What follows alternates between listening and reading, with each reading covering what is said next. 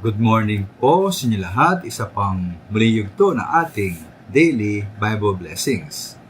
Pamagat po na ating aralin ngayong umaga ay sariling luto o delata. Sariling luto o delata. Ano po mas masarap kainin? Ating sariling luto o pagkaing delata?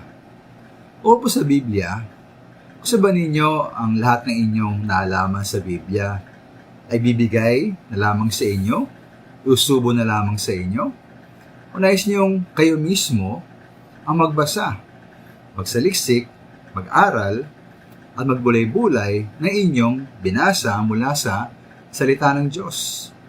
Nais ba ninyong kayo mismo ang diretsong kausapin ng Diyos na kanyang salita? At malaman ninyo mismo kung paano ito may nasagawa sa inyong buhay? Ito para sa akin mga minamahal ang magandang katangian ng mga taga-Berea. Namigita po sa Magawa 17:11.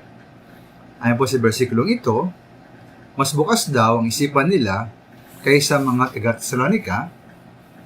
Wiling-wili silang nakinig sa paniwalag ni Pablo at saliksik nila. Sila po nagsaliksik araw-araw ng mga kasulatan upang tingnan kung totoo nga sinasabi ni Pablo.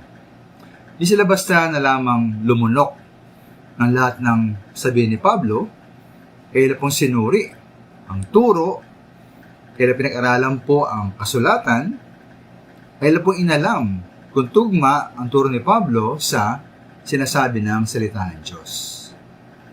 Kaya tayo mismo po, tayo mismo yung nagbabasa, nag-aaral, nagkasaliksik at nagbubulay-bulay ng salita ng Diyos.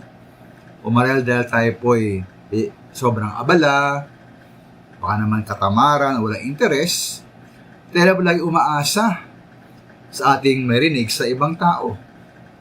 Ayon po sa mga awit 119:97, gunita o iniisip niya buong araw ang utusan. Ayon naman po sa mga awit 1:2, binubulay-bulay ng matuwid ang kautusan araw at gabi.